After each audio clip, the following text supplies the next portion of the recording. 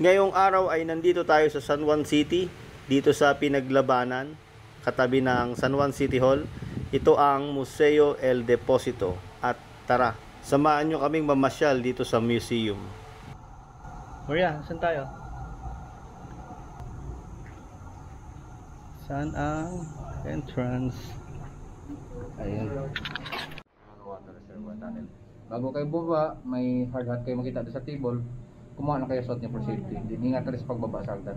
Okay. Then pagkakit naman, ibalik lang yung hard hat sa table. Then may makita kayong form doon, feedback form, papill up na lang. Then iwan na lang doon. Then may pinto palabas. Yun naman napapunta doon sa Museo ng Katipunan sa kabilang building. Yun ang last na papasyalan. Yun ang last. Free interest naman tayo, sir, walang bayad. Okay. Kung gusto natin mag-donate, may donation box tayo sa taas. Okay, thank you po, ma'am. Thank you po. May tatanong kayo, may mga OGT naman na pa. Thank you po.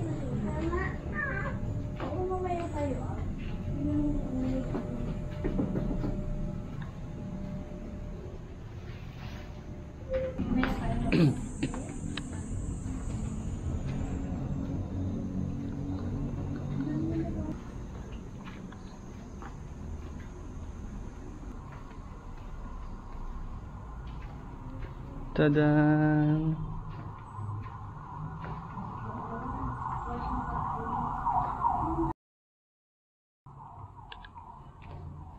Sit down ka dito kaya. Watch muna tayo dito ah.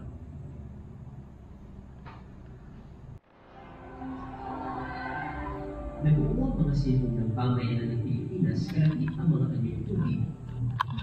Tulad ng ito, batis,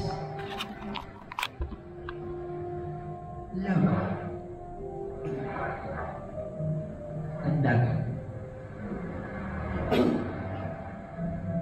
Nakatulong ito sa pagbuo ng kabigасnan sa kapuluan at sa pag-uugnay ng mga pamayanan sa pamamagitan ng paglalaya. Nang dumating ang mga Espanyol sa Pilipinas, sa pilitang pinagsama ang mga pamayanan sa mga pueblo. Dahil dito, kinailangan ng iba't ibang makabagong paraan ng pagkuha at pamamahagi ng malinis na tubig upang punan ang pangangailangan ng mga tao. Umasa ang mga tao sa mga akwador na binayaran upang maghatid ng tubig mula sa mga malinis na batas. Nagtitong din ang ilang mga kabahayan ng tubig ulan at ang ina naman na may kanya-kanyang balon. Upang linisin ang ganitong tubig, ito ay pinaguluhan at sinala.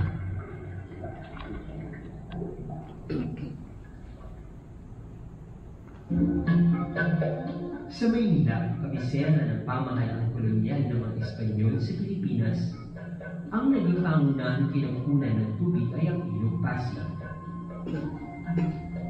Sa pagdami ng mga tao sa lungsod, tumaas ang pangangailangan ng malinis na tubig.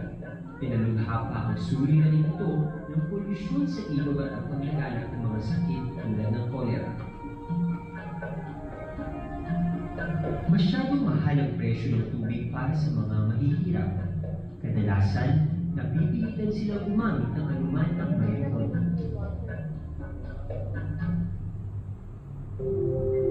Nagdulot ito ng higit pang problema sa kalaunan. Ito ang suliraning hinangad na lutasin ng pamahalaang kolonyal ng Espanya. Matapos ang ilang mga pag-aaral, sinimulang itayo ang isang malawakang sistema ng pagbigan noong 1878. Dinisenyo ito ni Genaro Palacios na kilala rin sa pagdidis. Hinigop ang tubig mula sa Santolan papunta sa imbakan ng tubig sa San Juan del Monte. Kinailangan din sapat ang taas ng lugar upang mapadalo ang tubig sa iba't ibang lugar sa Maynila. Bilang ito ang espesyal na Carriedo Fountain na ipinangalan bilang parangal kay Francisco Carriedo y Peredo sa kasaysayan ng bansa. Ng mga revolusyonaryo na makontrol ito na kanilang naisakatuparan noong 1898. Sa kalaunan ay ginamit ang El Deposito ng mga Amerikano, Hapon at Pilipino mismo bilang kampong militar, ospital para sa mga may tuberculosis at imbakan ng armas.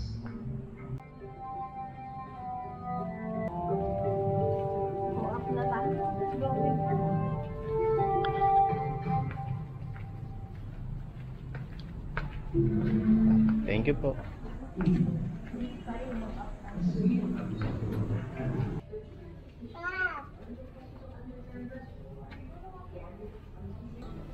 Shows not only the waterworks system in Spanish public works in the late 19th century, but also the great engineering feats started Dito tayo sa Gallery 1.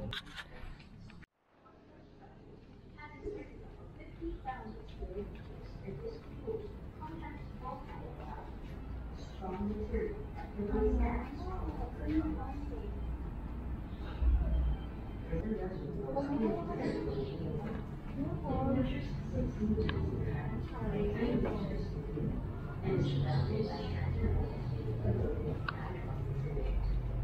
These two galleries have been smaller elevated galleries that also serve as reservoirs, increasing the capacity of the entire reservoir to 1 The whole reservoir was always connected through 2 waterways flowing with the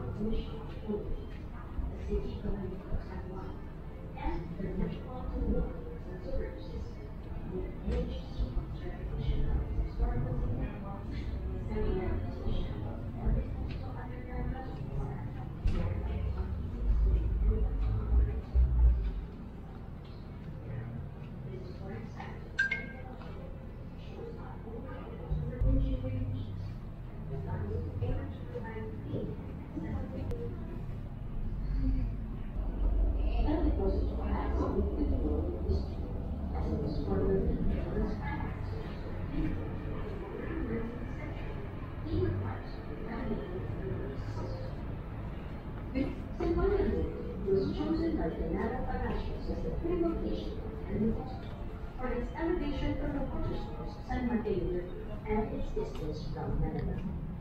The plateau where El Deposito was constructed has an area of 50,000 square meters and is composed of compressed volcanic type, a strong material that could withstand strong wind.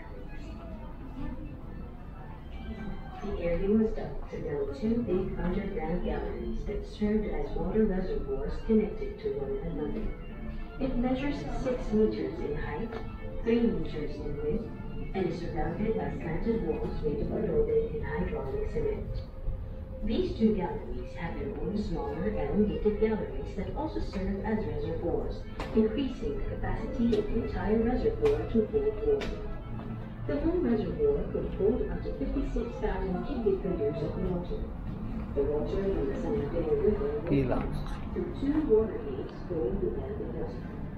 As it goes to the reservoir, water flows from water steps, releasing small falls, and cascades down to the river galleries. Few years after its inauguration in 1982, El Deposito was assigned witness to the Filipino fight for freedom. The revolutionary forces tried to control the area during weeks of the 1896 Philippine Revolution.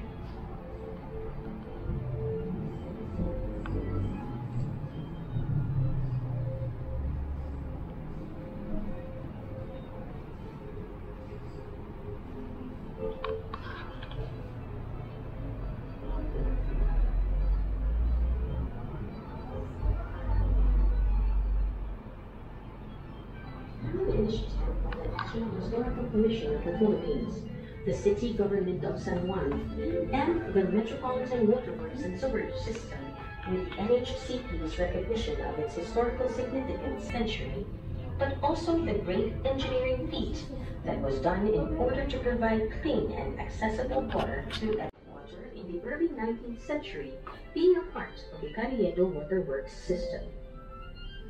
San Juan del Monte was chosen by Genaro Palacios as the prime location of El Deposito for its elevation from the water source San Mateo River and its distance from Manila. The plateau where El Deposito was constructed has an area of 50,000 square meters and is composed of compact volcanic tuff, a strong material that could withstand strong earthquakes. 3 meters in width and is surrounded by slanted walls made of adobe in height and also serve as reservoirs, increasing the capacity of the entire reservoir to hold water. Years of water. The water from the San Mateo River water steps, creating small falls. El Deposito was a silent witness to the Filipino fight for freedom. The revolutionary forces tried to control the area during weeks of the 1896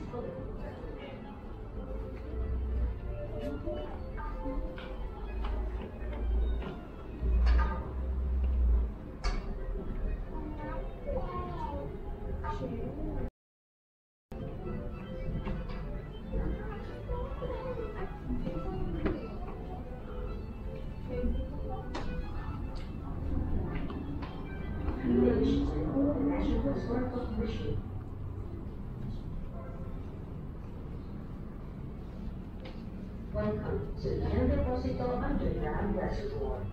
El Deposito had significant role in history, as it was formerly Manila's Meron pa din. Yung lata lang. Mangkok na bakal. Meron palang mangkok na bakal. Ay, may coke pa. Palit ng bulat. Ay, Ito yung bote ng ano, San Miguel beer. Pepsi.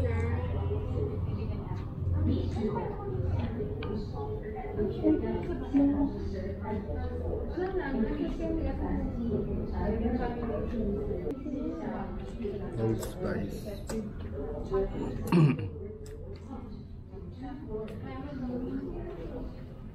Dito na, ma'am.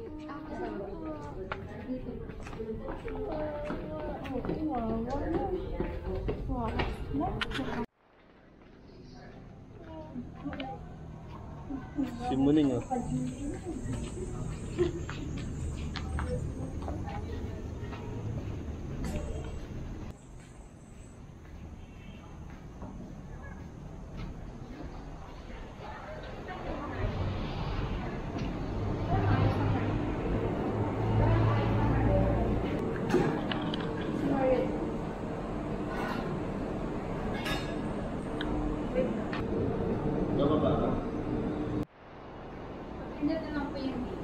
Beer.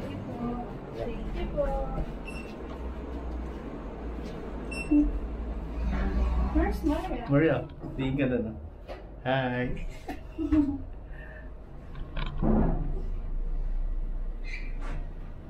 Flying kiss. Flying kiss pa. Okay, wow.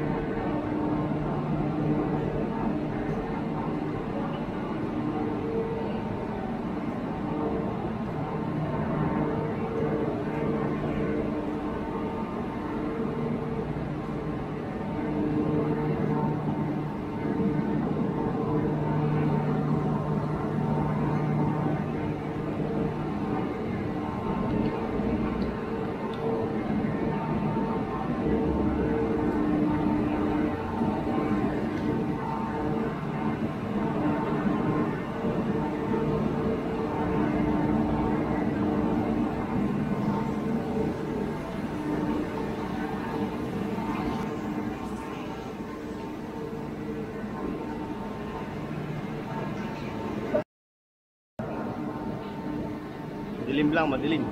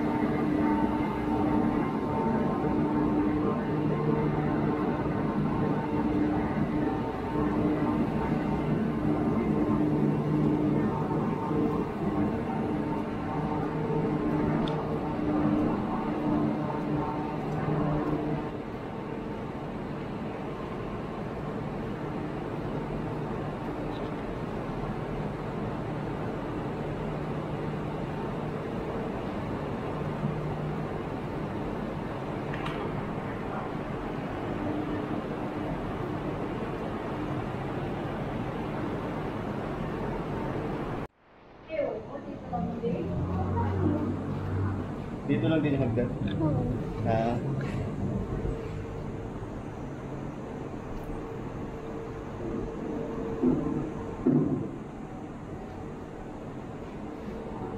May pipilapan daw dyan.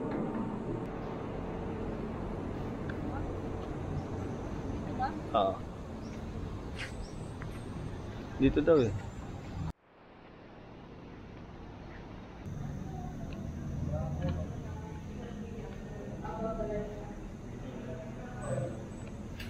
Saan muna tayo? Ay, dito. Dakilang Supremo, Katipuno, Ama ng Himagsikan, Don Andres Bonifacio. Pinanganak si Andres Bonifacio sa Mundo, Manila. Panganay sa 6 na magkakapatid. At pato, para sa kanilang kapatid, sinilang niyang aralin ang mga nasa mula sa mundo. Ang kanyang buhay sa bayan. Huwag nating tulungan ang kalabuhay ng dakilang sikat Andres Bonifacio. Ipagpatuloy natin ang ipagsikang kanyang sinimulan. Sagutin ang hamon ng panahon. Ipaglaban ang katarungan, patuwiran at kalayaan. Viva la Independencia Pilipinas! So, key reminders na kung bago tayo sumakyo pa. No flash photography, do not touch the exhibit. Basta wala lang flash, ma'am.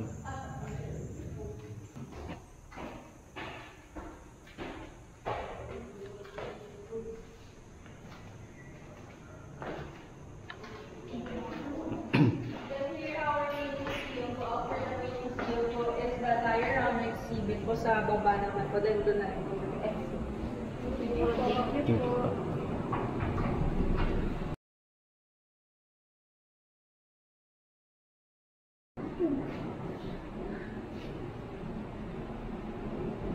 Binondo. Punta tayo din mamaya o Binondo. Kaso si Maria naman kasi inaantok.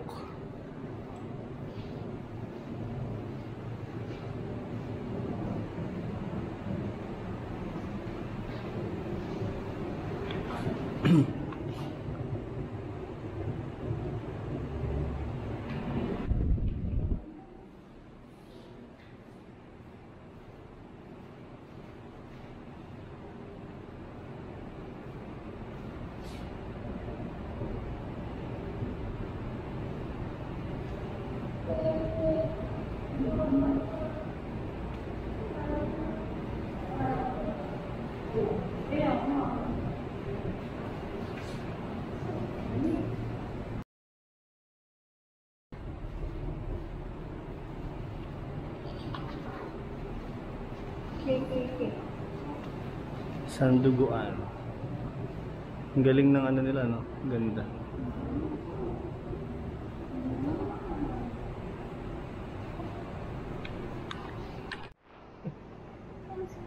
Ay, hindi. Kasi ganyan yata yung ginawa noon. Eh, no?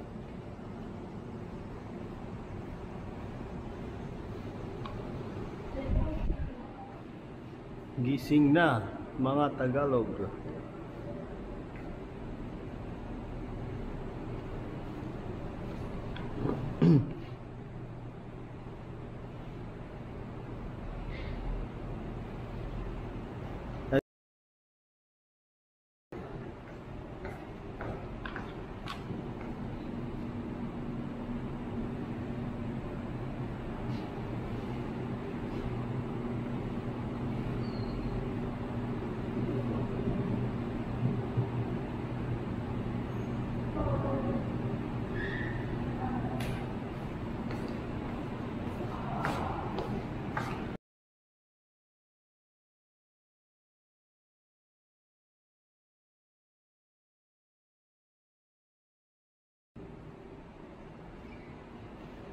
Decalogo.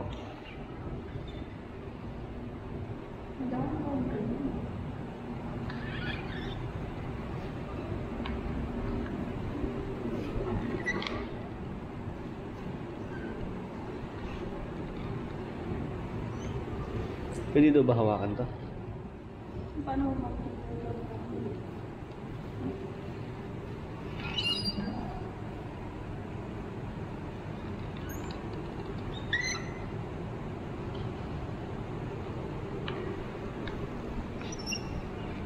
No, iba pala yung gulok sa itak. Sa bolo.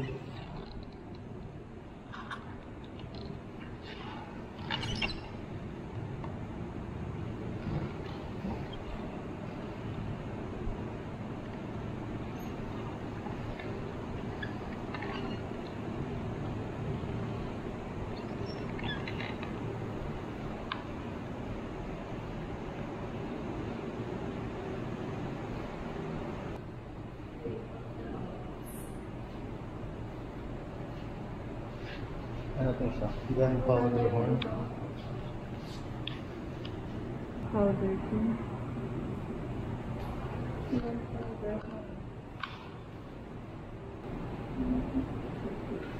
Ito yung mapa.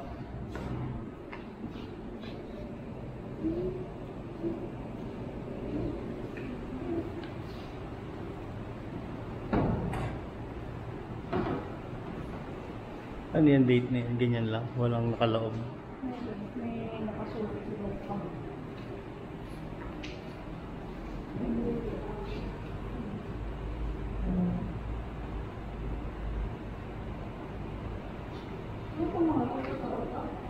Hmm.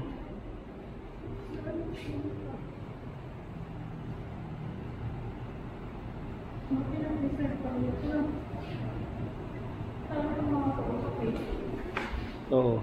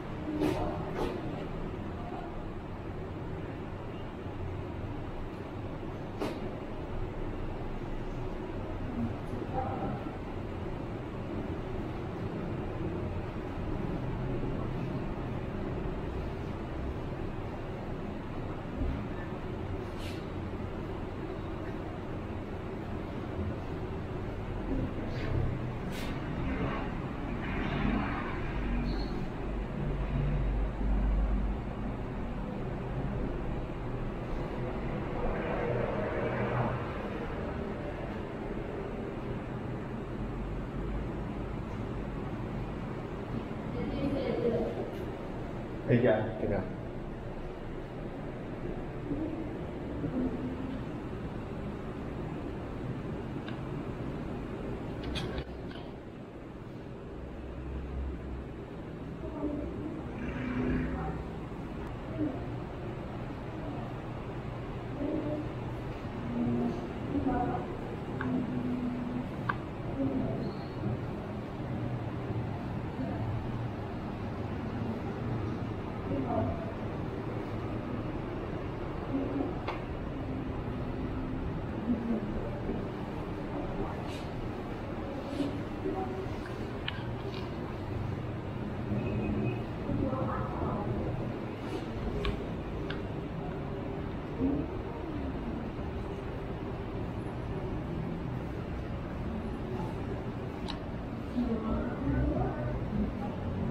Ano to? Unang sigaw.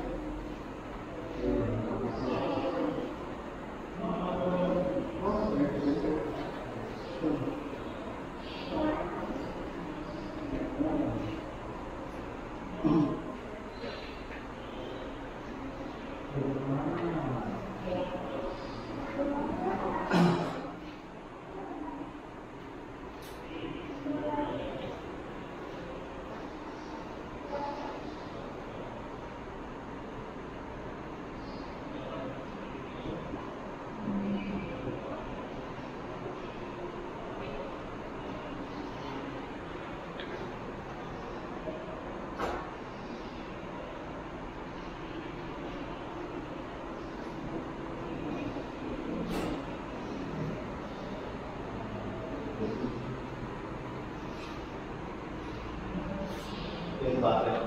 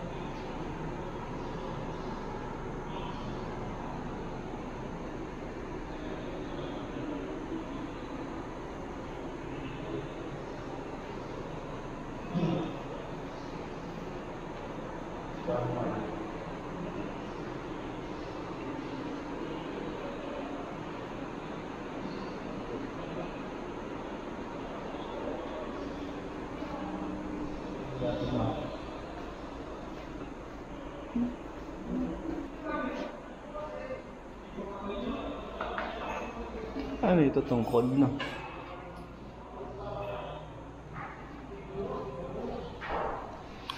Piso yan?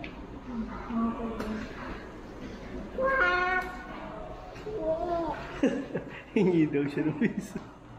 Hindi pwedeng kunin yung piso.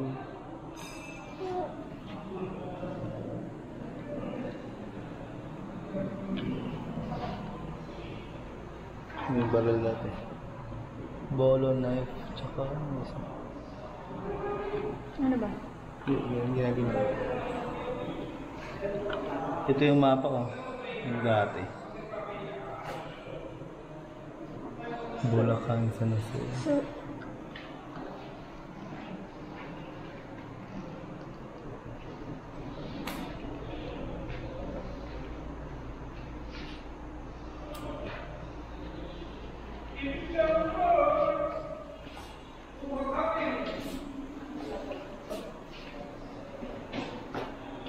Anong bahay yan? Ay, sa Tondo. Manila Wherein Dr.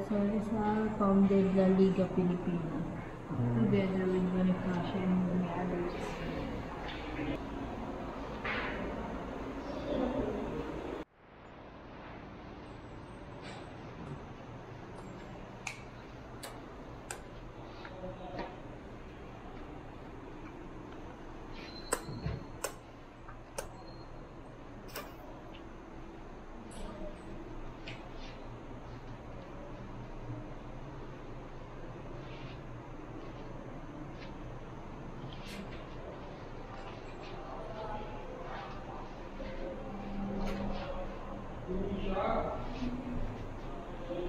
Word hunt. Baka bawal hawakan yun. May 22, 2025. Ay, hindi pwede. Mag-word hunt ka.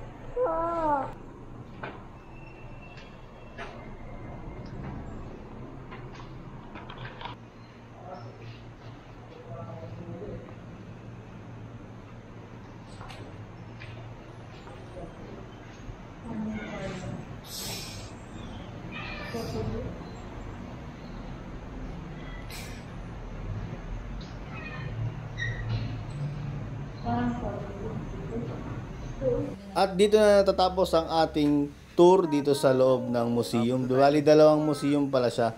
Museo El Deposito tsaka itong Museo ng Katipunan. Bali, ito yung exit, yung Museo ng Katipunan.